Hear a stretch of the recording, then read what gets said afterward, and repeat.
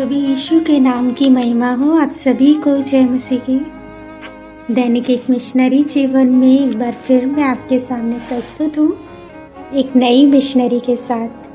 आज की मिशनरी में हम बात करेंगे क्लॉड एल पिंकन्स जूनियर के बारे में। जन्म 20/4/1900, मृत्यु 22/1/1985, मूल स्थान वर्जीनिया, संयुक्त राज्य अमेरिका, दर्शन चीन, अरब। आइए विस्तृत में ध्यान देते हैं। किसी को एक जगह को लेकर बोझ होता है तो किसी को एक प्रकार के लोगों के लिए बोझ है। किसी और को एक विशेष क्षेत्र में सेवा करने के लिए बुलाहट होती है। उनके रास्ते अलग अलग लग सकते हैं, लेकिन लक्ष्य एक है। सारी सृष्टि के लोगों को सुसमाचार प्रचार करो। क्लॉड लियो पिंकन्स जूनियर उन मिशनरियों में से एक थे जिन्होंने मुसलमानों को मसीह के पास लाने के लिए सेवाएं प्रदान की। अपनी युवावस्था में मिशनरियों के साथ उनकी मुलाकातों ने उन्हें भीतर मिशन की रुचि जगा दी। 1922 में मिशिगन में क्रिश्चियन कॉलेज कॉन्फ्रेंस में सैमुअल जे मर के उपदेश को सुनने के बाद उन्होंने अंततः मिशनरी सेवा के लिए खुद को प्रतिबद्ध किया। 1 साल बाद उन्होंने जे मर की बेटी नेल्ली एलिजाबेथ से शादी की और साथ में वे foreign and domestic missionary society के ओर से चीन के लिए रवाना हुए। चीन में वे भाषा अध्ययन के लिए नॉनजिंग में रुके।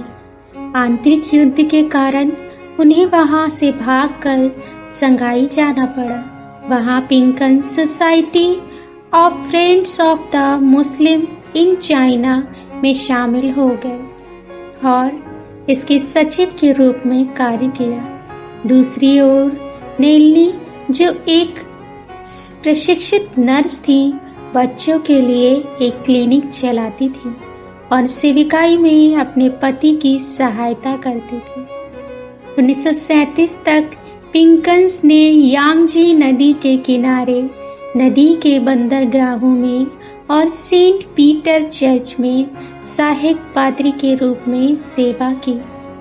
पिंकन्स और कुछ अन्य मिशनरियों ने उत्तर पश्चिमी चीन, उत्तर पूर्व तिब्बत और भीतरी मंगोलिया में मुसलमानों के बीच एक यात्रा सेविकाई की।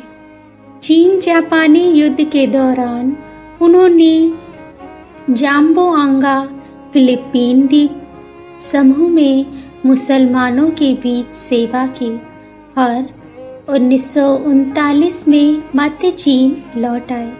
द्वितीय विश्व युद्ध के दौरान उन्हें जापानी कैदी शिविर में नजरबंद किया गया था।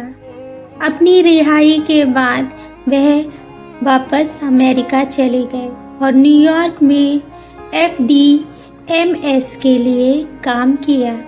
फिर युद्ध के बाद वे चीन वापस आकर 1950 तक चीन में सेवा की।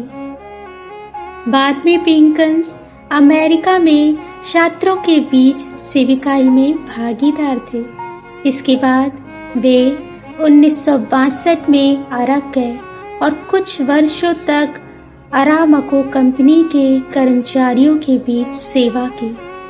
उनका चीन में इस्लाम से संबंधित साहित्य और 1000 से अधिक तस्वीरों का संग्रह आज भी हार्वर्ड विश्वविद्यालय में रखा गया है।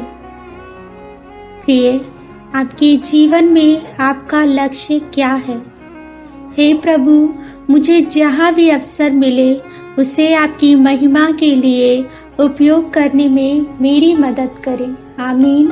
प्रभु यीशु आप सभी को आशीषित करें।